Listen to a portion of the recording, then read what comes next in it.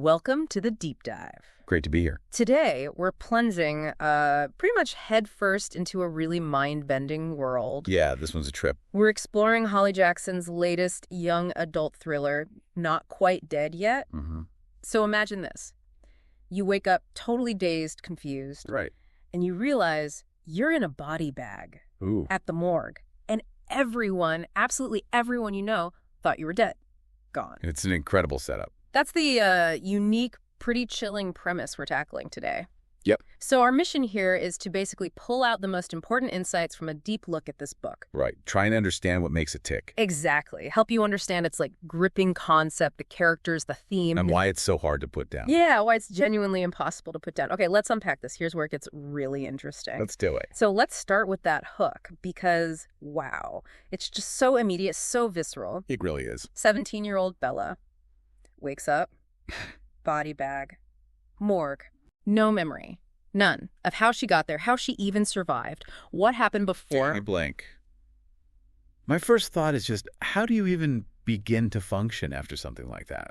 It's almost unimaginable. So how does a premise this intense not just grab you, but fundamentally reshape the kind of story Holly Jackson tells from then on? Well, that hook isn't just grabbing you, right? It immediately sets the stage. Okay. It creates this incredibly gripping, fast-paced thriller where the stakes are just perpetually sky high. Constantly. Yeah.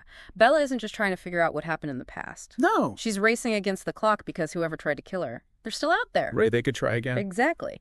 So this premise forces this constant internal tension. It's pushing her to unravel the mystery of her death, her resurrection. Before it's too late. Before they make another attempt. Yeah. It's, classic young adult thriller mystery territory. Gotcha. Runs about 320 pages, published July 2024.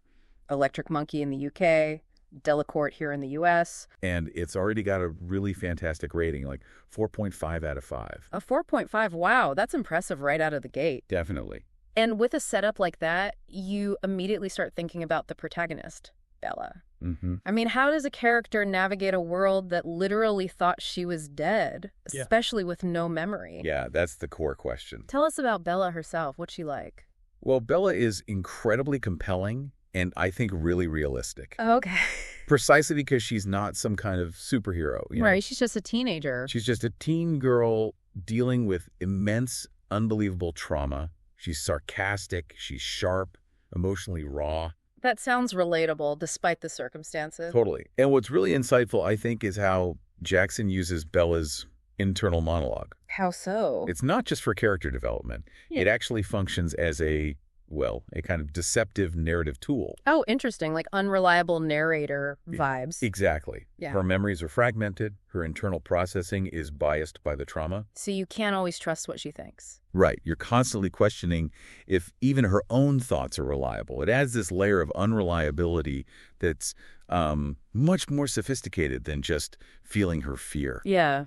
That makes sense. It makes her journey of reclaiming her agency, figuring things out for herself, one of the most satisfying arcs in the book, I think. Okay, so Bella's dealing with this impossible situation, but she's not alone, right? She's not in a vacuum. No, definitely not. Her connections, especially with people who genuinely thought she was dead, that must be so fraught. Oh, absolutely. Layers of grief, confusion. And maybe even suspicion. Yeah, suspicion too.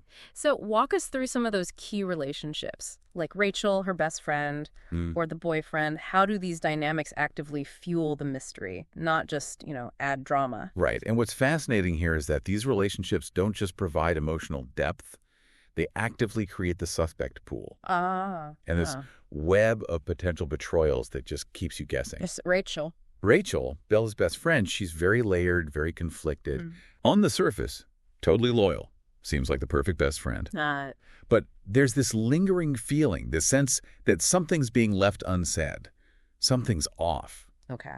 The relationship, it's complex. It really touches on themes of trust, guilt, maybe some emotional dependency. Making you question her motives. Exactly. You really start to question Rachel's true motivations. And if we connect this to the bigger picture, it just highlights how even the closest bonds, the relationships you think you know inside out, can hide secrets. True.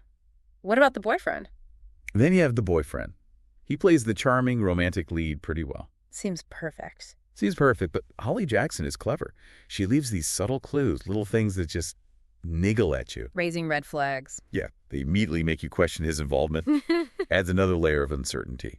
Is he who he seems? And her family, they must be reeling. Oh, completely. They're grieving, they're confused. But sometimes they even seem suspicious. Suspicious of Bela. Or maybe suspicious of what she might remember. They act like people who aren't just afraid of losing her again. But afraid of what she knows. Or might know. Precisely. Like they're perhaps afraid of what Bela might actually recall once her memory starts coming back. Wow, the tension. The emotional tension inside that household is just palpable. It feeds right into the paranoia, the feeling that betrayal could honestly come from anywhere. That sounds like a masterclass in building suspense. That whole idea of a puzzle box you mentioned earlier feels so right. It really fits. So how does Holly Jackson actually construct such a page-turning narrative? Does she have like a signature style that keeps you hooked moment to moment? Absolutely. Jackson does what she does best, really. Which is? Chapters that often end on cliffhangers. You just have to read the next one. Ugh, yes. Addictive. Totally. Yeah. A slow, careful build of suspense. Yeah. And these non-linear revelations. Okay, so jumping around in time. Yeah, the story constantly moves between Bela's present-day investigation, trying to figure things out now, Right. and these fragmented memories, flashes of the past that slowly surface. It builds tension layer by layer. Like putting pieces together. Exactly.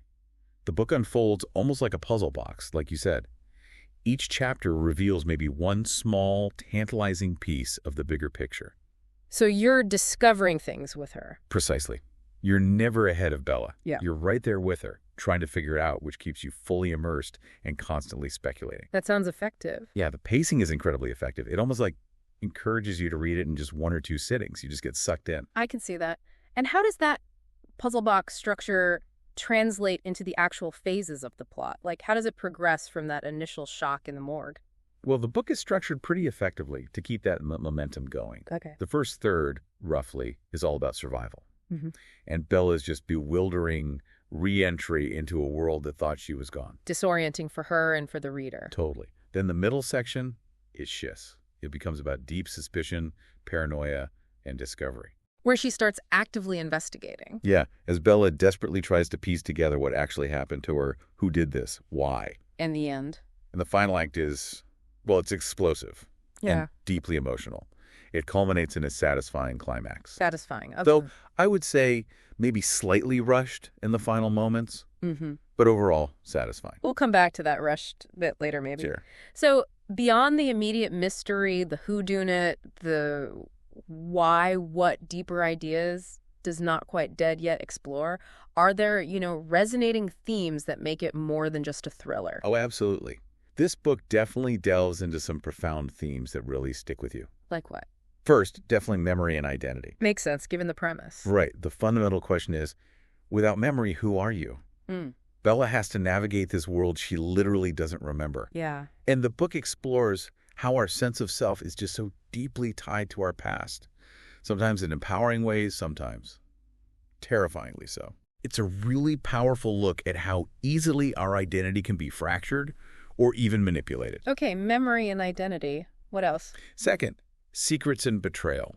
Right. But what's truly insightful here is how Jackson doesn't just reveal secrets like, ta-da, here's the big secret. She meticulously shows the corrosive micro-impacts of even a single lie. Oh, interesting. How it poisons things slowly. Exactly. How it doesn't just snowball into one big dramatic moment, but how it subtly poisons every relationship from the inside out. It makes you question every single interaction Bela has. So it's less about the who and more about the damage done. Yeah, it's less about the who did it and more about how deeply does this destroy trust. It's a potent warning, really. That sounds deep. And you mentioned a third. And finally, reclaiming power after trauma. This raises an important question. Which is? How does Bela reclaim her power after something so horrific? Right. And one of the most powerful elements, I think, is how Bela actively refuses to be defined by what happened to her. She doesn't play the victim. No, she's not waiting to be rescued. She's taking control of her own narrative, her future. That's empowering. It really is. Her trauma doesn't just magically disappear, obviously. Yeah, of course not. But she learns to live beyond it. She confronts those who hurt her, and she starts forging a new identity, a new purpose for herself. It's a tough journey, but a really compelling one. That journey sounds incredibly powerful. And how does Holly Jackson's writing style itself contribute to all of this? Does it have like a particular impact beyond just telling the story? Oh, definitely. Holly Jackson's writing is fast, very modern, incredibly immersive. Okay. She just knows exactly how to speak to like Gen Z readers. The tone feels authentic, fresh, real. Mm-hmm. And the style mixes suspense, humor. Surprisingly, there's some dark humor and real emotional depth pretty seamlessly. How does she do that, technically? Well, she often uses short, punchy chapters. Right, you mentioned the cliffhangers. Yeah, and those short chapters, they cleverly mirror Bella's fragmented mental state, her confusion, her sudden flashes of insight. So it puts you right in her head. Exactly. You feel like you're right there experiencing it with her. And there's also a very cinematic quality to the prose. Like you can picture it easily. Yeah, incredibly easy to visualize everything unfolding, Yep. like watching a movie. Okay, so putting it all together then, what's your overall assessment of Not Quite Dead Yet? What works exceptionally well?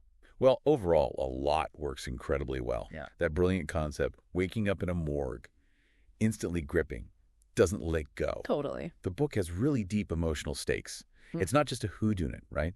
It's that compelling who am I journey running alongside it. The identity piece.